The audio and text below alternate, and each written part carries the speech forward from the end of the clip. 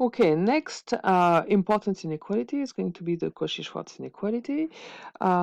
It's a very, very classic and very useful inequality.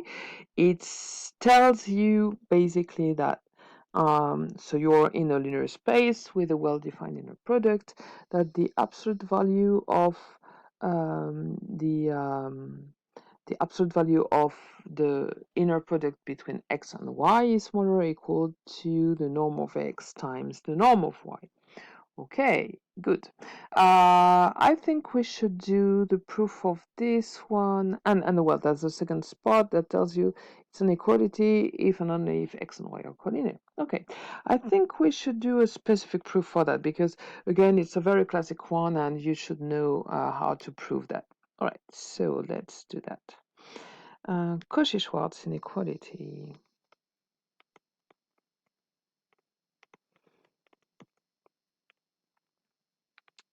And maybe you've already heard about this one because it's a very classic one, and if you apply it, let's see one of the very important applications of this. All right, so the Cauchy-Schwarz inequality tells you that this is smaller than um, norm of x times norm of y, or you can put everything to the square. The inequality is still maintained.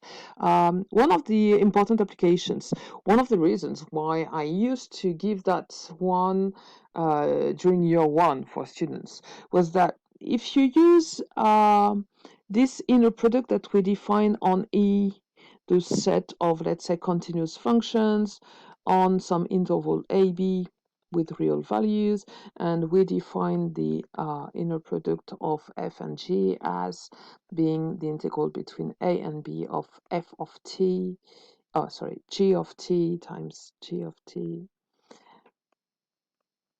dt. Okay, so that's an inner product we've worked on earlier. All right, so if I apply Cauchy-Schwarz inequality to that, what does it tell me? I used to give that inequality year one because when students had to study that kind of expression, the integral of a product of functions, one very wrong and very common error that I would see was that they would bound it from above by the product of the integrals, which is absolutely false. Okay, we know how to bound integrals of sums, but when we're looking at integrals of product, the only thing that we know is actually this Cauchy-Schwarz inequality, and it tells you that this is going to be smaller than the square root of the integral between a and b of f squared times the square root of the integral between a and b of g squared. Okay, and that is actually the only inequality we can prove in general about the integral of a product of functions. Okay, so that's why sometimes, well, I used to give that year one, and maybe Mr. Audren did that too. Okay, so let's go back to our general case. So I'm just going to work on some inner product, okay, that it would be defined as some generic inner product as, so why isn't that working?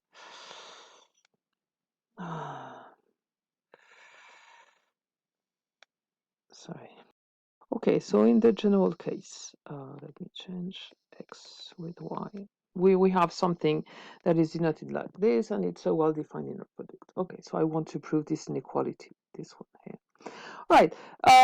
So it's a technique. It's not very intuitive. It's something you have to know how to find again, to know how to do again if I want you to write the proof of this inequality. And again, it's very classic. All right. So how do we do that? Okay, so we're in a vector space with no linear space, so you know that linear combinations belong to that space. So in particular, I can look at this kind of stuff. Lambda x plus y for x and y in E, x and y, x and y, x, y belong to E, and lambda belongs to R. Okay, and I can even look at the norm of that. okay, or even the norm square, and we know that by definition of the norm, and even more if I take the square, that's going to be positive. All right, so that's not a novelty. But what does it mean to compute this norm square? Lambda x plus y squared. This is actually going to be equal to lambda x plus y inner product with lambda x plus y. Okay, let's expand that using the properties of this linear product. So linearity, using linearity on the first input, it's going to give me lambda x plus y lambda x plus y. Okay. I'm going to use now linearity on the second input, so that gives me lambda square x plus lambda x y. Okay, that was this part. Okay, gives me that part. Next, I'm going to look at that one. So what does that give me? I'm using again linearity with respect to the second input. So I'm going to get lambda y x plus y y. Okay, that was sorry. So that's that second part. All right. So now let's again go on these calculations. I've got, so the first term, lambda square, x with x is actually the norm of x square. Lambda xy and lambda yx using symmetricity. It's 2 times lambda xy, and yy is just going to be y squared. Okay, let me rewrite this. I've got lambda square x squared plus 2 lambda xy plus y square, and we know that as it was the norm and even the square of the norm, we know that this is greater or equal to 0. Now let's consider that in a slightly different way. We have um, lambda square times a real number, the norm of x squared. We have lambda times a real number, 2 times xy, and we have a constant. So actually I can see that as a constant, which is, well, a real number, which is the square of the norm of y. So we can really see that as some quadratic equation, like a times lambda square plus b times lambda plus c, and that should be greater than 0. A being a being this x square, b being the 2 times xy, and c being the y square. Okay, so I've got a polynomial of degree 2 in lambda, and it's always greater than 0. It means that it doesn't change sign. So the delta of this polynomial has to be smaller or equal to 0. So let's write it. The delta is actually b2, b square minus 4ac. Should be smaller or equal to 0 because there are no roots, right?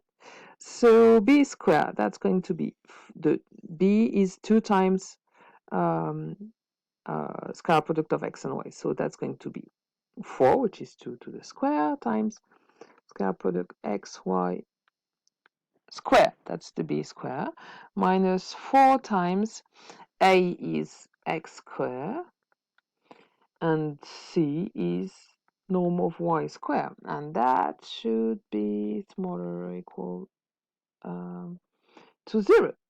Okay, so let's divide by 4. Let's put that on the other side. What do I get? I get that xy square smaller or equal to x square y square. Okay, and so which is the Cauchy-Schwarz inequality? Cauchy-Schwarz inequality is actually, I'm taking the square root of that.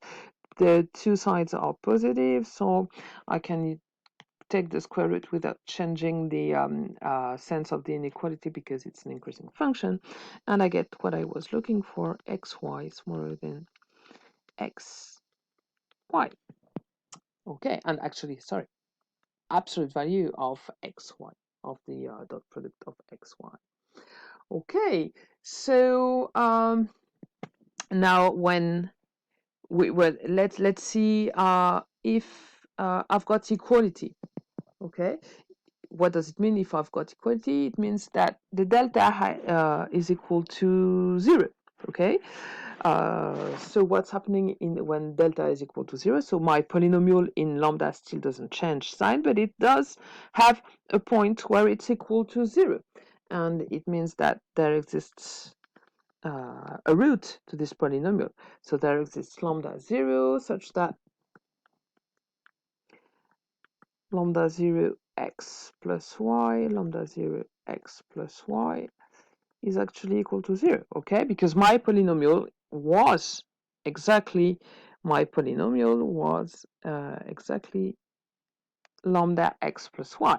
So I know that if it has my polynomial in lambda, if it has a root, if it's equal to 0 somewhere, it means that there exists lambda 0 such that this is equal to 0, right?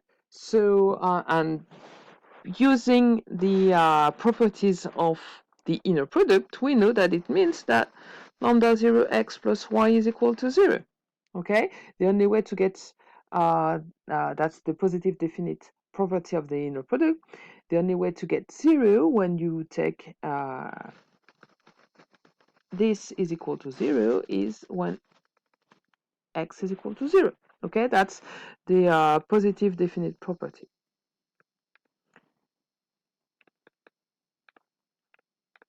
Okay, so in our case, it means that lambda 0 x plus y is equal to 0, so that means that y is equal to minus lambda 0 x. In other words, that x and y are collinear.